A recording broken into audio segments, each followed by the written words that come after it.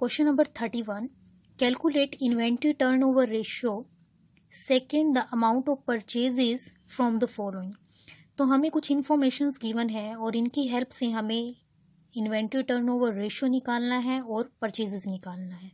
तो opening stock है 54,000, closing stock है 66,000, सेल्स गिवन है 5 lakh, gross profit ratio given है 40% ऑन सेल्स। ऐसे ही क्वेश्चन हम +1 में कई बार सॉल्व कर चुके हैं, तो इनको एक बार देखते हैं। तो हमें क्वेश्चन में ये 3 इंफॉर्मेशंस दी जा सकती हैं, GP 40% on sales, GP 40% on cost और जीपी 40%।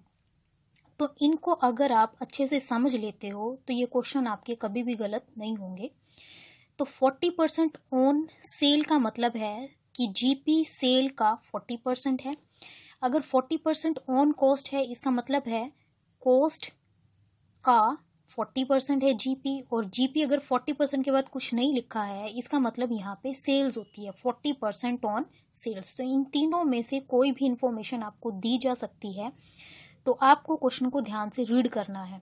तो क्वेश्चन को अगर आप इस तरीके से करेंगे तो कभी भी क्वेश्चन आपका गलत नहीं होगा। तो परसेंटेज के बाद जो भी है आप उसको 100 मान लेंगे। अब यहाँ पे परसेंटेज के बाद दिया है सेल, तो लिखेंगे माना सेल है हमारे पास 100, तो जीपी हमें दिया है 40, तो कॉस्ट हो जाएगा हमारा हो जाएगा 60। इसका मतलब है कि अगर हमने कोई प्रोडक्ट बनाया है, उसकी कॉस्ट बनाने में हमें लागत हमारी आई है 60, उसके ऊपर प्रॉफिट हो गया है 40 और हमने उसको सेल किया है 100। तो ये कुछ इन्फॉर्मेशंस हैं, इनको हम इमेजिनरी इन्फॉर्मेशंस बोलते हैं, जो हमें इसकी हेल्प से हमें खुद बनानी है। अब इन तीनों इन्फॉर्मेशन में से एक रियल इन्फॉर्मेशन क्वेश्चन में हमें दी होती है। तो क्वेश्चन में हमें सेल गिवन है, तो क्वेश्चन में हमें सेल गिवन है 5 लाख। तो सेल हमारे पास गिवन है 5 लाख। तो इसकी हम स्टेटमेंट बनाते हैं। क्वेश्चन को सॉल्व करने के लिए हमें कॉस्ट ऑफ गुड्स सोल्ड चाहिए। तो जो चीज़ हम निकालना चाहते हैं उसको हम रखेंगे राइट हैंड की तरफ, और जिसकी हमें दोनों इन्फॉर्मेशन, रियल और इमेजिनरी इन्फॉर्मेशन दोनों दी होती है, उसको हम रखेंगे लेफ्ट हैंड साइड। तो इसकी स्टेटमेंट बनाएंगे हम, यदि सेल 100 है तो कॉस्ट है हमारे पास 60। अगर सेल 1 है तो कॉस्ट हो जाएगी हमारे पास 60/100, और यदि सेल हमारे पास 5 लाख है तो कॉस्ट हो जाएगी 60/100 गुना 5 लाख। इसको हम काटते हैं तो हमारा आंसर आएगा 3 लाख। तो ये 3 लाख हमारा क्या आया है, हमारा आया है कॉस्ट। तो कॉस्ट आ गया हमारा 3 लाख।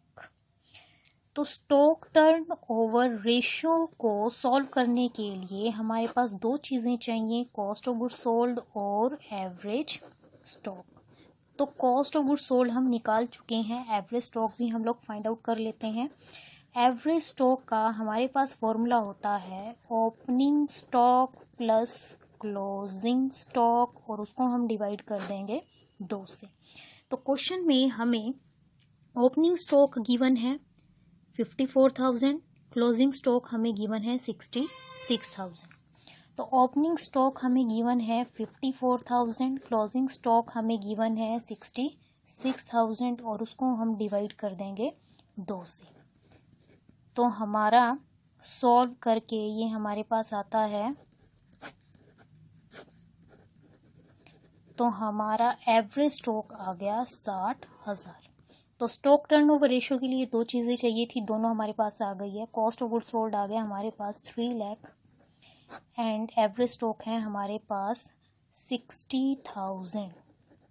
इसको हम काटते हैं तो काट के आएगा हमारा 5। तो हमारा स्टॉक टर्नओवर रेशियो आएगा 5। तो क्वेश्चन नंबर 31 में हमें 2 चीज़ें निकालनी थी, स्टॉक टर्नओवर रेशियो और परचेजेस। स्टॉक टर्नओवर रेशियो हमने निकाल लिया 5 टाइम्स, अब हमें निकालना है परचेजेस। तो परचेजेस कैसे निकालेंगे? कॉस्ट ऑफ गुड्स सोल्ड का हमारे पास बड़ा फॉर्मूला है opening stock, net purchases, direct expenses और क्लोजिंग स्टॉक। तो इसमें अगर हम जो हमें वैल्यूज़ गिवन है अगर हम उनको रख देते हैं तो हमारे पास नेट परचेजेस आ जाएगा। कॉस्ट ऑफ गुड्स सोल्ड हमें गिवन है, सॉरी हमने फाइंड आउट किया है, गिवन नहीं है, 3 लाख। ओपनिंग स्टॉक है हमारे पास 54,000। नेट परचेजेस हमें गिवन नहीं है, हमें निकालना है, इसको एज इट इज़ रखो। डायरेक्ट एक्सपेंस की हमारे पास कोई इन्फॉर्मेशन नहीं है, 0 मान लो। क्लोजिंग स्टॉक हमारे पास गिवन है 66,000। अब ये सारी चीज़ें हमें सॉल्व करनी है। सॉल्व करने के बाद हमारे पास आएगा, तो अगर इसको हम सॉल्व करते हैं तो हमारा आंसर आएगा परचेजेज इज इक्वल टू 3,12,000।